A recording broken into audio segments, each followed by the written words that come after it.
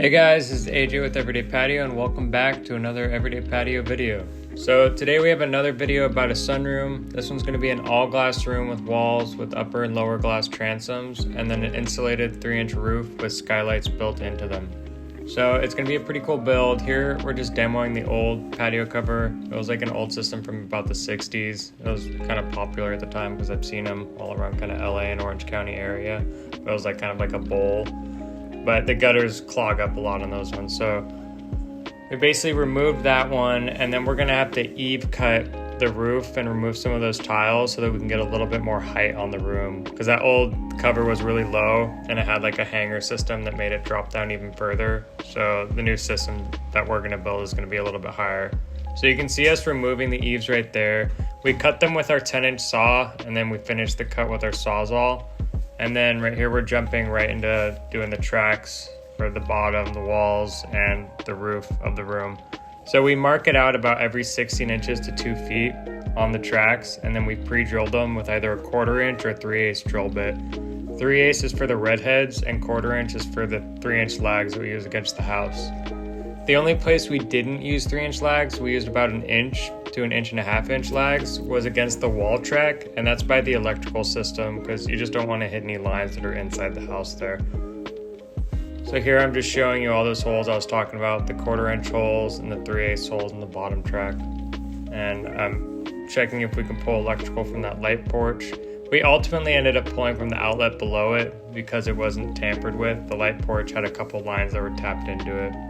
And that's the red head being drilled in for that corner track. And you can see we 45 cut all our rooms now. It's providing a little bit cleaner of a transition for the room and like lets the track flow into each other better.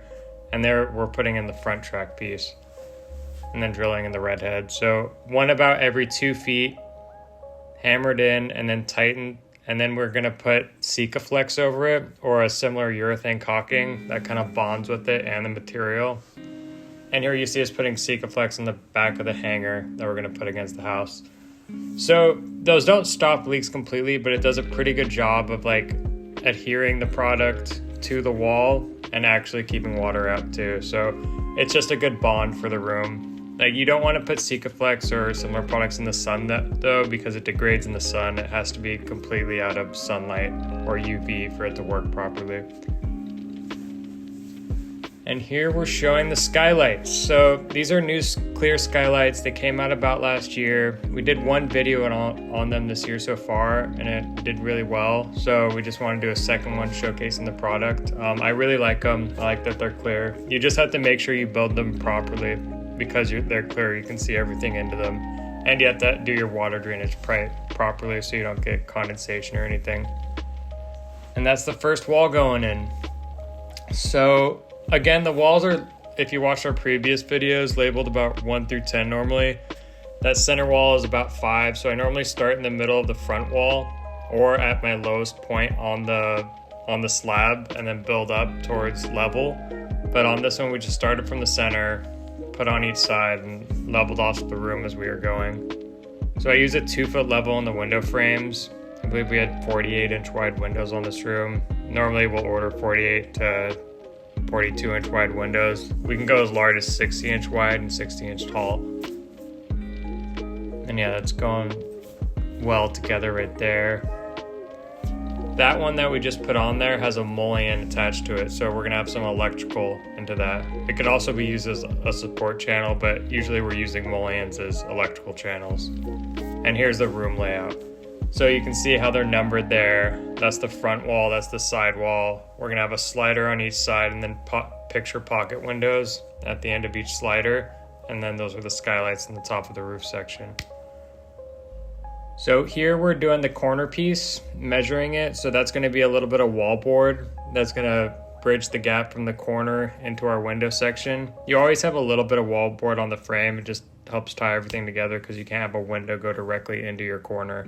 You'd have to do a pocket window at that point or a transom. And that's the top track going on. So priority when putting on the top track, you want to make sure you're either sloping to each side, sloping to one direction, but never sloping towards the middle.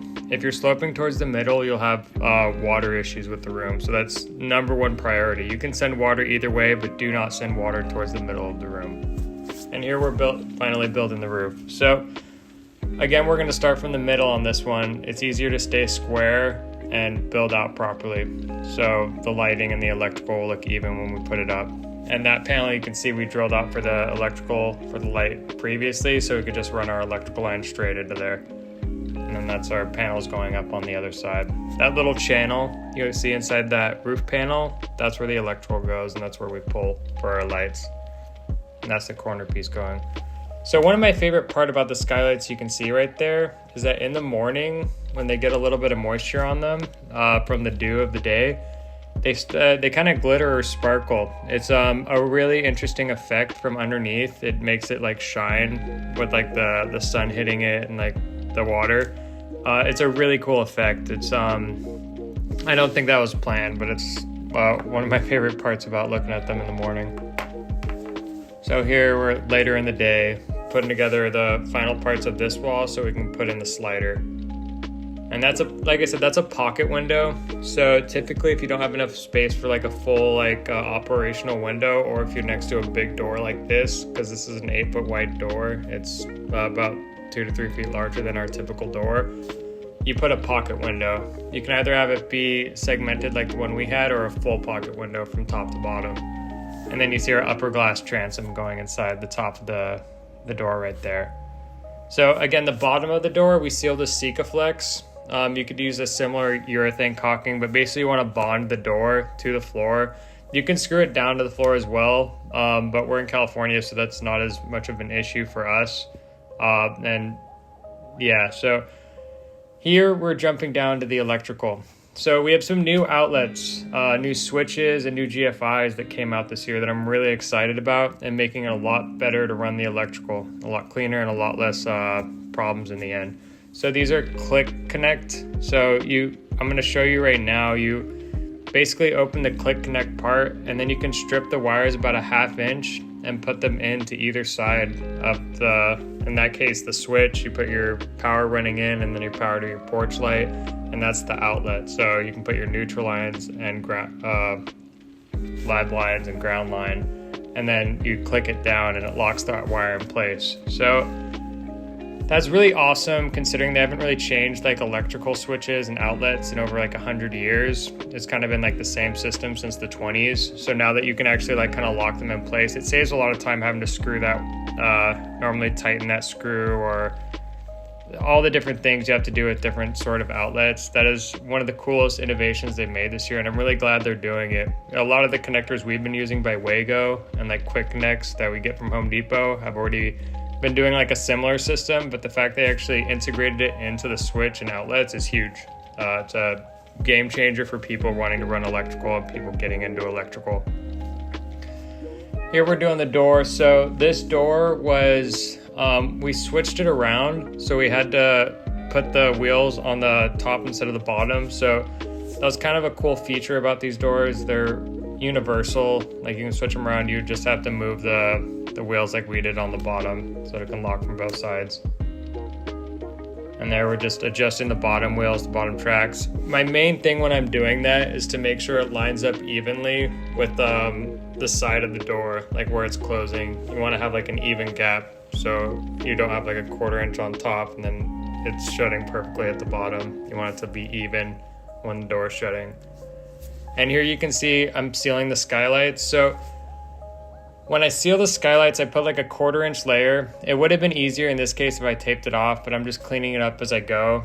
We had the crocodile wipes, so that helped out. But it comes with a gasket, so they're mostly waterproof, and you can build it without sealing it. But personally, I like to give everything a second layer, or a proper seal in that case. So I just seal them just to make sure no moisture gets in there. If you haven't pitched water towards the middle of the room and drainage is going properly on your roof, you won't really have any issues with that, but it's always good to make sure you have a proper seal around those skylights, especially because they're clear, so you'll see if moisture condensates into them.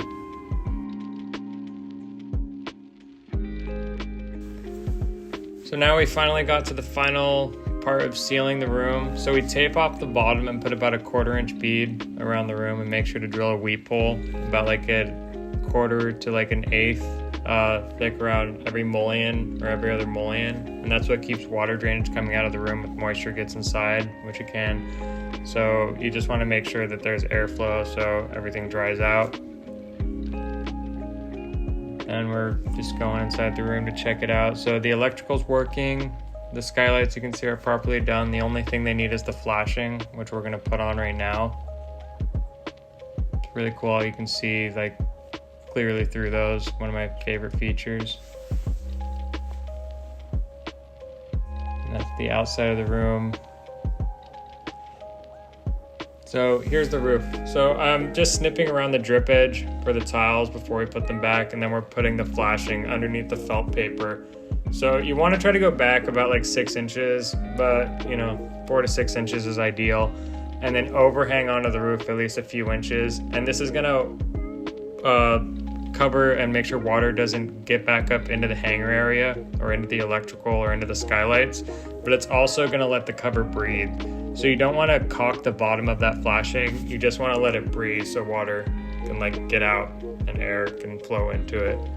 And here we're at the end of the patio cover. So thank you everybody for watching. It means a lot when me and Leticia make these videos. We spend a lot of time on them. I know she spent countless days like working on this together with me and everybody else on the project and all the work that we put into these. I just want to say thank you to the team, thank you to the homeowner for letting us do this video, and thank you for everybody for watching.